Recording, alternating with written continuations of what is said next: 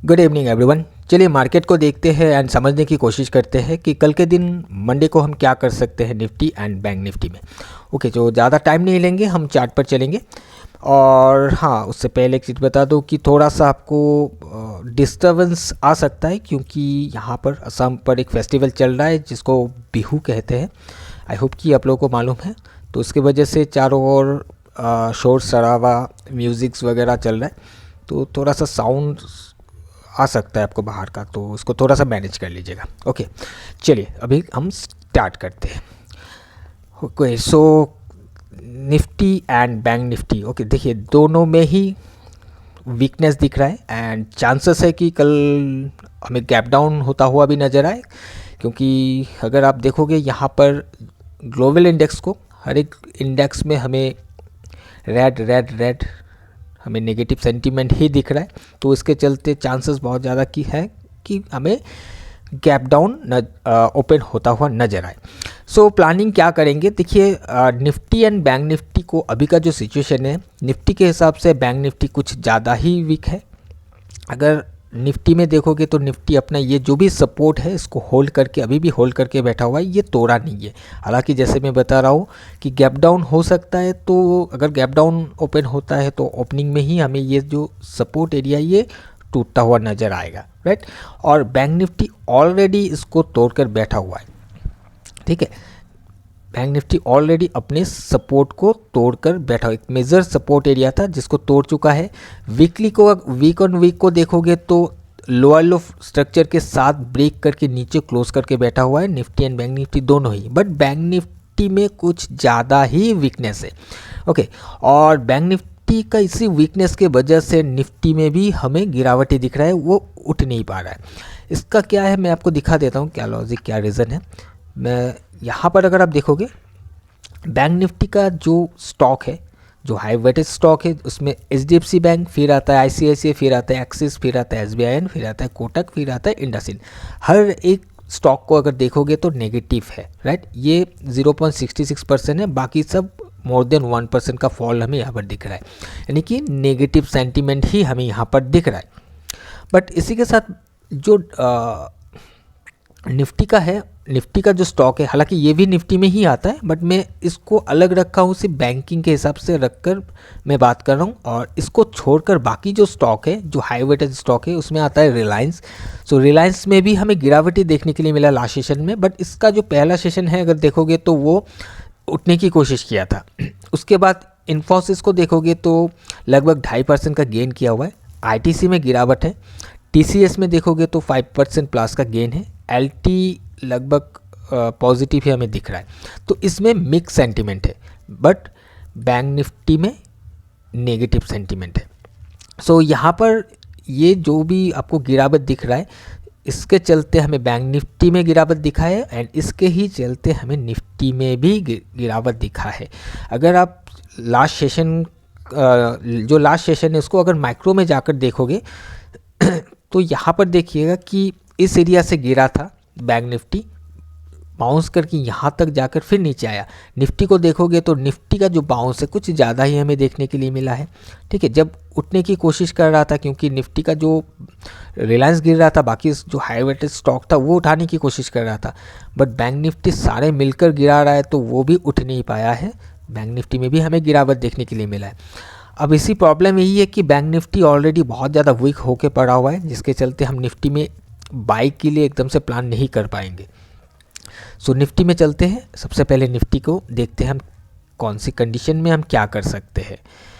अब देखिए निफ्टी, जैसे कि मैं बता रहा हूँ कि गैप डाउन ओपन हो सकता है। अगर गैप डाउन ओपन होता है तो हम वेट करेंगे प्राइस में एक सबसे पहले अप डायरेक्शन का मूव आए, एक उछाल आए। अप डायरेक्शन का मूव आने के बाद कहीं पर भी जाकर जो भी सपोर्ट एरिया है, इस एरिया पर जो सपोर्ट बना था, जो ऑलरेडी गैप डाउन के साथ साथ ये ब्रेक हो जाएगा, वहाँ पर जाकर क्या ये रेजिस्टेंस बिल्ड करता है। अगर रेजिस्टेंस बिल्ड करता है तो हम वहाँ से डाउन साइड का प्लान कर सकते हैं, क्योंकि मार्केट में वीकनेस है, हम डाउन साइड का प्लान करेंगे तो वहाँ पर हम सेफ रहेंगे। अगर लॉन्ग का प्लान करना है तो प्राइस ओपन होने के बाद अगर प्राइस नीचे आ जाता है, एक तरफा फॉल हमें देखने के लिए मिलता है और कहीं पर भी वो रुक कर सपोर्ट बिल्ड करता है, तो फिर हम लॉन्ग के लिए जा सकते हैं, बट बहुत बड़ा टारगेट का एक्सपेक्ट नहीं कर सकते, क्योंकि प्राइस जैसे ही ऊपर जाएगा हायर लेवल से फिर से हमें शॉर्टिंग देखने के लिए मिल सकता है। ठीक है, सो सिंपल सा यह प्लान है। अब यहाँ पर और एक कंडीशन देखिएगा कि ये अपसाइड कब जा सकता है या कब प्लान करना सही रहेगा। अगर कल के दिन बैंक निफ्टी गिर नहीं पाता है, मान लेते गैप डाउन ओपन होने के बाद भी ये गिर नहीं पाता है, वो साइडवे हो जाता है, वो संभलने की कोशिश करता है। ओके, अगर वो संभलने की कोशिश करता है, उस कंडीशन में हम निफ्टी में लॉन्ग का प्लान कर सकते हैं। क्यों? क्योंकि बाकी निफ्टी का जो बाकी स्टॉक है वो ऊपर जाने की कोशिश कर रहा है, सपोर्ट बिल्डअप हो रहा है। तो अगर बैंक निफ्टी रुक जाएगा, बैंक से अगर गिरना बंद करेगा, तो शायद निफ्टी में थोड़ा सा स्ट्रेंथ हमें देखने के लिए मिल सकता है। ओके, तो कुछ ये ध्यान में रखकर ही ट्रेड बनाइएगा। और बाकी मैं क्यों कह रहा हूँ कि शायद रुक सकता है, ये चीज़ मैं क्यों बोल रहा हूँ, क्योंकि एक तो इसने अभी एक फ्रेश सपोर्ट को ब्रेक किया हुआ है, फ्रेश सपोर्ट ब्रेक किया हुआ है।